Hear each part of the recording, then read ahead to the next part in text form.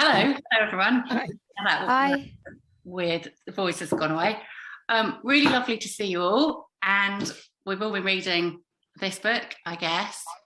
So I don't think it's worth me banging on too much with an introduction because we have all read it, but for the people who might be watching this who might not have read it yet, it starts, it's a historical fiction, and it starts with Lib, who's a Nightingale nurse who served in the Crimean War, and she's been given this very strange assignment in Ireland, which she's really only doing for the money. So she turns up in the middle of Ireland, in the Midlands of Ireland. She's quite an enigmatic figure. We don't know much about her. She's a young woman with a past, so she's not young. She's in her late 20s, but we don't know really anything about her past other than that she's been a Nightingale nurse in the Crimea. And then she's given this mission to observe a girl who's fasting and seems to be surviving on nothing at all. And they're sort of checking to see whether it's a real fast or whether she's secretly getting food from anywhere. So she's not being offered a nursing job, it's just a sort of observational job. And I don't want to say any more because people who are watching this might not have read it or might not have finished it yet. But I wanted to ask you guys, what did you think of the character of Liv when you first met her, when you first... how about Louise? Do you want to go first? What did you think of Liv? I think she came across as sort of quite cold, lacking empathy for her charge. You sense that she had a past and she'd been through perhaps quite a lot in the Crimean War, and she'd perhaps been hardened to quite a lot of things, but it was almost like she was taking on the job, and she was going to show the child up for what she was, which was a faker, and there didn't seem to be any room for doubt about whether the child was a victim of anything, within her circumstances. Was that what other people felt too? Did you warm to her? Anita and Terri and did you warm to her at all, or how did you feel about Liv? Initially, I agree that she presented as cold and dispassionate, but I think that added intrigue, because if someone is like that, we as a reader, we tend to think, okay, what's going on with this person? Her relationship with Anna, the 11-year-old, initially is one of antipathy, but there's so much ambivalence, isn't there? Because she's in Ireland, she's a skeptic, she's unused to the Catholic indoctrination, so she's almost in a bubble. So that is perhaps one reason why she presents as she does. But as we all know, as the narrative progresses, then her attitude changes totally. Did you like her, and did you trust her? Me personally. Oh, any of you. If anyone else wants to jump in. I did trust her, yes. Yeah, I did too. I admired her scientific approach, actually, because, and there was that juxtaposition between the science and the very religious family that she was staying with. And I did kind of admire her attention to detail and her thoroughness. She was there within what she'd been given, I feel, to try and do a good job. And I found that quite admirable. Did you think she was open-minded at all? I think she wasn't to start with, but she was kind of forced to be as things progressed. I think also you warmed to her as the narrative proceeded, because of things that were revealed about her and because of what she found out, and she was forced to empathise in a way that she didn't to start with. And there were some massive revelations later on. I don't know to what extent we're allowed to talk about things in case other people haven't read the book, but later on you did think, oh, okay, that's why she was like she was, you know, that there was a sort of a bit of a front there, wasn't there? Yeah. And how about Anna? What did you think of Anna when you were first introduced to her, or when you were first introduced to her through Lib's eyes? A true innocent, embroiled within Catholic indoctrination, and she, for me, she was the true heroine. And again, it's very difficult sometimes to speak of the characters without revealing too much of the action. But yes, full of admiration for wee Anna. They were very different. You know, you're introduced to Anna and Lib, and you know that these are going to be the two main characters in it. And they're very different from the outset, aren't they? I mean, I agree with all of you that Lib was kind of a bit prickly, had a bit of a front, and very, very much a Roman Catholic non-believer, but I think a non-believer in general as well.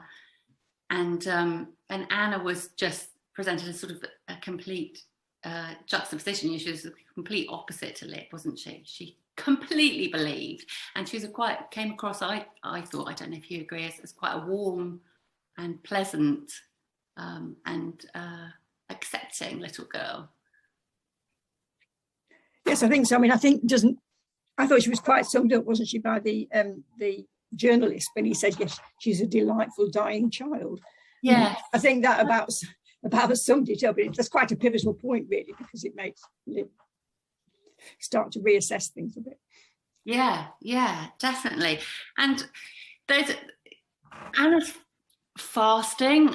You know, obviously we see it through the light of things like anorexia and eating disorders today. But how did you think that the fasting was portrayed, and what was your take on it?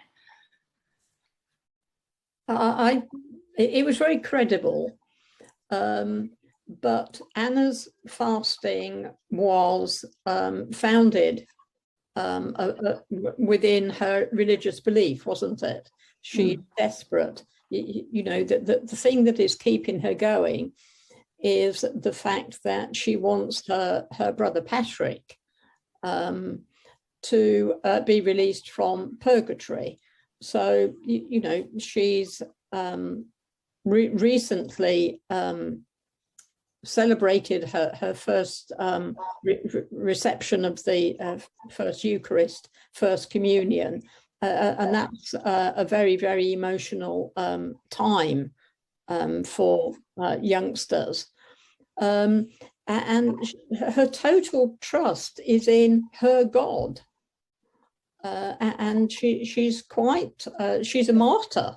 She's quite prepared to be a martyr and to offer her life to save her brother. And I think that is where she evokes such pity and compassion, because she's almost blind to the reality of life. Difficult, isn't it? Because you're not aware. I mean, I agree with that, but you really don't realise that for quite well on in the book, that's where she's coming from. In fact, you can't actually quite see where she's coming from for a lot of it, which I think leaves the reader for a lot of the time a bit more uncertain. And for me, that adds to the intrigue of the narrative as a whole. It's you know, very cleverly written. Yeah, it is clever. Great. How about you, Louise? What did you? Because you've written a review on it, haven't you? Yeah. I mean, I think there is that pivotal point in the book where you spoke about a delightful fasting, you know, delightful dying child. And it's almost that tipping point, that realization that when does just watching something bad makes you complicit in that evil if you're doing nothing about it. And I think that was a kind of turning point for Lib in the book. And revelatory in terms of, well, actually harm is being done to this girl, and she's dying, and there's a committee and there's all these people who are standing by, and nobody really seemed to have much of a conversation with her. They were sort of like half-heartedly tempting her to eat, but I was a little bit frustrated at points almost, because I was thinking, why is nobody actually talking to this girl to understand she must have very strong reasons for doing this, you know, and obviously they were revealed as we went through the book, which is what made it a bit of a page turner. But I sort of felt like, somebody please talk to her to find out what's going on. Yeah, and what did you think about the way Ireland at that time and Roman Catholicism was portrayed? Because we saw it all through Lib, really, didn't we? So did you? I mean, I'm not. It was. I was brought up a Catholic. Yeah. Obviously, nothing like that kind of strictness. But you know, when she was talking about the little sort of cards in the Bible and this kind of thing, I was thinking, goodness me, I remember little, you know, you'd collect little cards. It was almost like football stickers, you know, you'd have them in your little Bible, you know. And I remember children being confirmed and this kind of thing. And I think you could tell it was written by somebody that understood that religion and what it was like at that time. And although Lib was much more on the scientific side than the religious belief side, you know, I felt that it was an interesting portrayal of the religion, and you could make your own mind up based on what was being presented in the book. Because do you think it could have been written by someone who wasn't an Irish Catholic? Do you think that, you know, if it had been written by anyone else, would it have had the same depth? Would it have had the same credibility? I think it would have been harder. You can sense. Oh, sorry, that's my doggy barking. You can sense that that the person that's written it has a good understanding of that faith, and that faith at that point in history. Which was obviously very powerful for that community because they had been through a lot. You know, it talks about the potato famine and the number of children in the graveyard and this kind of thing. And actually, there was a lot of fire and brimstone that came across in the book, but also, obviously, it was a very important aspect to that community was their faith. So you could see the power of religion in that part of Ireland. Yeah, there is this sort of clash between science and faith going on throughout, isn't there? And there's who is it at the top? I've got you at the top. Is this Anita at the top there with the bookshelf behind you? Yeah. So I wanted to ask you, only because we haven't heard much from you yet. It was quite spooky and quite gothic, the story, isn't it? So what did you think of that, and how do you think Emma made it feel? So spooky. You know, what were you seeing as you were reading, and what made it feel like that? I mean, certainly the way that the landscape was described, and the mist, and having to walk past the graveyard at night time to get to the cottage. I think there was a lot of mysticism about it, and certainly the description of the dampness and the bogs, and it really did add to the feeling that, you know, anything could happen, and that really did add to, like I say, the gothicness of it. Even the description of the smells in the book, you know, the sort of dung covered houses and the burning of the peat in the fireplace, you know, that even on wash day basically everything would just smell of peat. It really evoked a very strong sense of time and place, and it had that kind of spooky suspense edge to it, I found. And I think that the fact that the majority of the action was actually within Anna's bed chamber, it was almost as if, you know, we were all contained there, and we weren't going to be released until we'd helped to solve this problem. But I think that the book also has an underlying perhaps not purpose, but it raises the question of how any church, and I think we have to be careful here that we do speak generally about this, of how sexual abuse is treated. And I think that there's a whole, if I can use the term, can of worms there.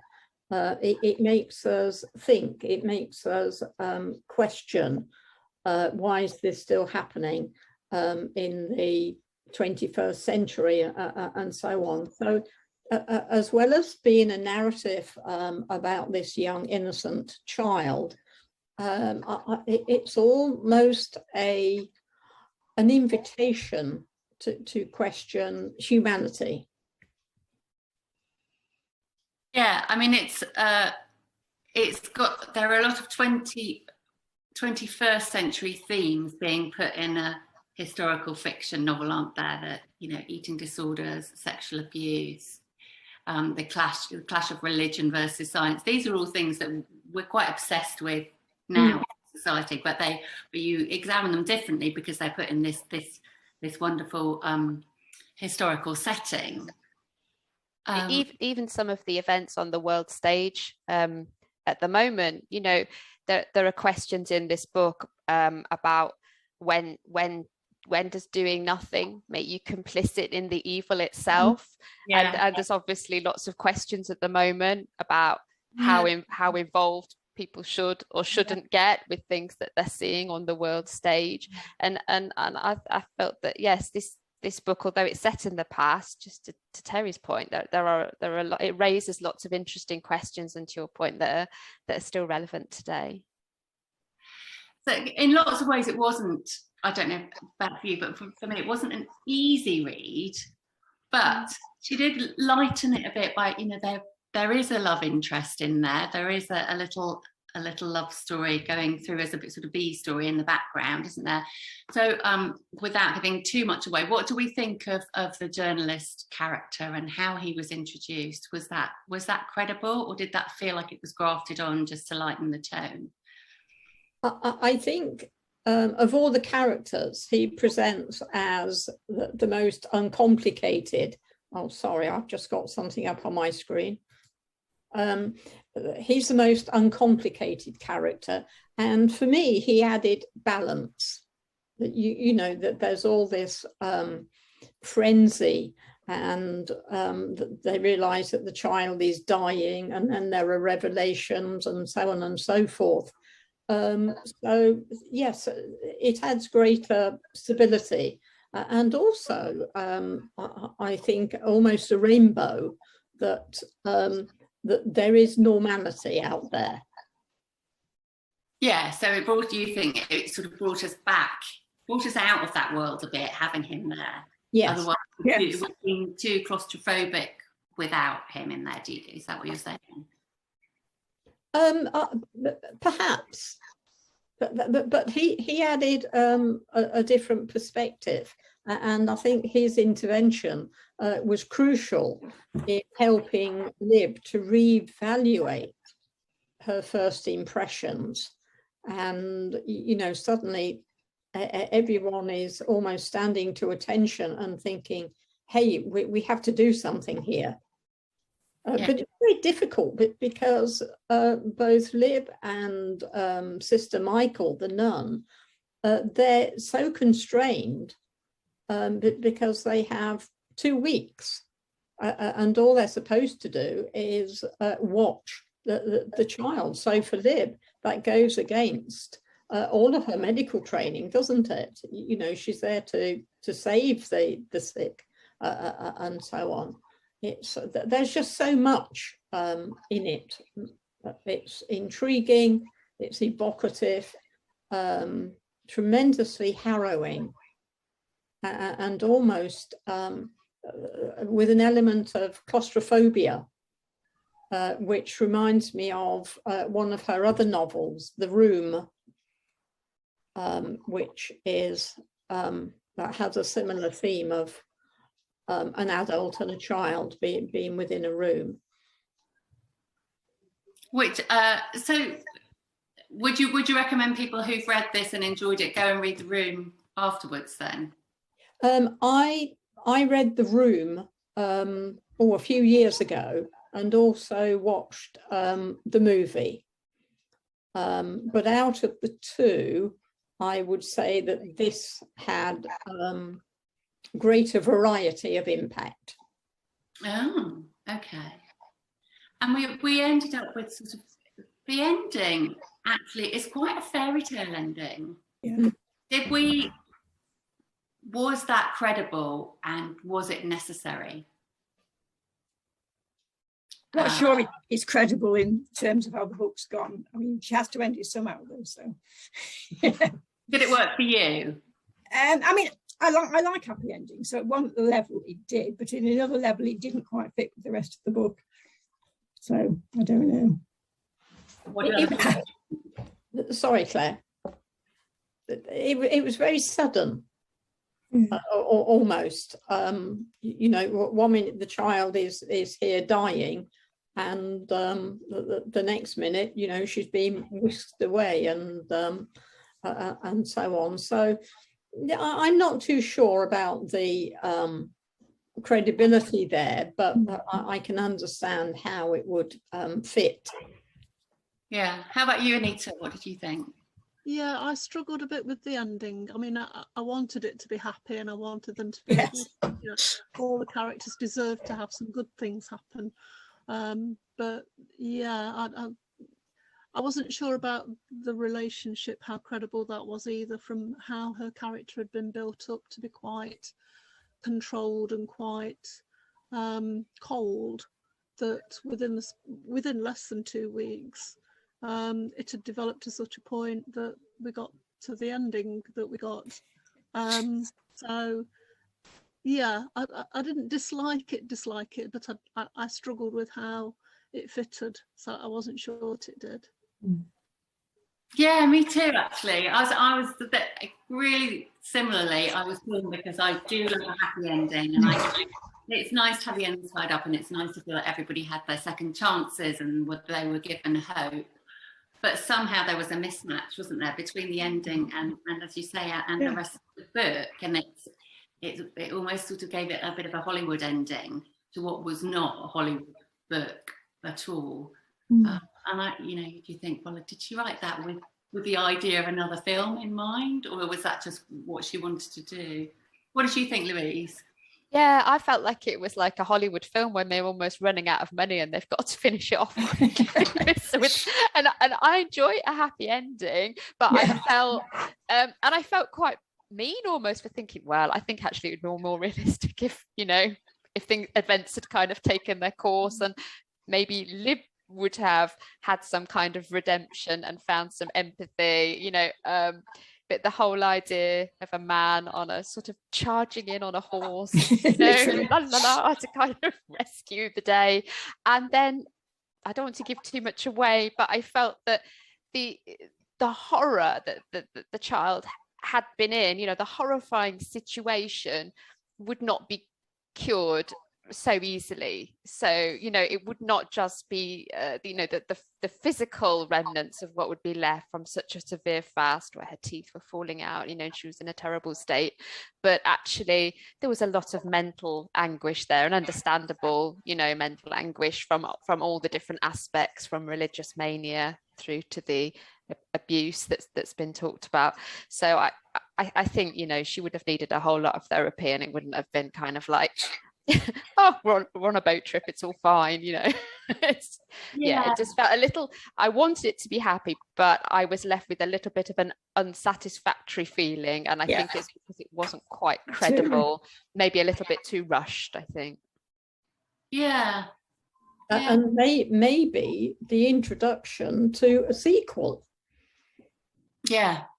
Because that would you know, fit in very nicely, wouldn't it? But you mentioned Lib, and you know, there's Anna's redemption, and obviously in the background Patrick's perhaps. But I believe that we not only saw Lib change as a nurse, but she was on her own personal journey, wasn't she? Yeah. And I believe Byrne was the instigator there, because she learn to trust him enough. And let's face it, you know, she's been out nursing in the Crimean War, so she's going to be pretty damaged emotionally herself anyway. So it's not just Anna that's going to be suffering from post-traumatic stress disorder, but also Lib. So I think her transformation and her self-awareness or her progress in that aspect makes the ending for me more credible than it would normally. Okay. So let's give some scores then. What would we give The Wonder as a score out of 5? Let's go around. Let's start with you, Terri. What would you give it out of 5? Oh, definitely a 5. Oh, right. Oh, top marks from you. How about you, Anita? I think a 4. I really enjoyed it. Really swept you along, and the mystery and the descriptions and everything. But I think the ending just took that point away from it. Oh, okay. And Louise, what would you give it? Yeah, so 4 out of 5. And food for thought, I suppose, which is an odd thing to say about a fasting girl, but yeah, I think that's what it gives you when you read it. Yeah. And Anne, finally, what do you think? Yeah, I think I'd only give it 3 because I think it's a really good book. It's a challenging book. It's got loads in it, but I actually didn't enjoy it. I just found it quite depressing. So, you know, I couldn't give the wow recommendation to other people. It depends. Do they want a kind of thoughtful, challenging read, or do they want to enjoy the book? Yeah, because I didn't. That's a good point. So let's go back round again. Would you recommend it to your best reading friend? Let's go back to Terri, because presumably you would. Terri, would you recommend it to your best reading friend? Yes, I would. You would. Okay. Anita, would you recommend it? Yeah, I think it was really well written and very, very enjoyable. Okay. And Louise, would not the stuff? Yeah. No, I wouldn't recommend it. My friends probably would prefer a lighter, more enjoyable read, and I think they would find the passages a little harrowing at times. So I would gauge it on the reader, but not necessarily, no. Yeah, okay. And finally, Anne, you said you wouldn't recommend it. Well, I wouldn't just recommend it generally. I might recommend it to particular people. Right. And it depends who it was. I can also think of people I definitely wouldn't recommend it to. Yeah. Not so much because they have to read something light, but just because, you know, they're perhaps not in a place where they want to read a really depressing book. Because of the subject matter. I mean, I'm thinking of, you know, people I know who have daughters who are struggling with anorexia, and I would just never let them read this because it's too upsetting. Yeah. So you would have to be careful who you recommended it to, wouldn't you? Yeah. So I would say I'm pretty much going along with the majority here. I'd say I'd give it a 4 out of 5. I think she's a wonderful writer and it's brilliantly constructed. And I agree with you. The end just wasn't 100%. I loved it, but at the same time, it didn't quite fit. So, and I wouldn't recommend it to everyone because I think in times like these, sometimes we need books that are a little bit cheerier, and this was. Because she started off as quite an unsympathetic protagonist, and because there was some quite harrowing scenes in it, I wouldn't necessarily recommend it at the moment.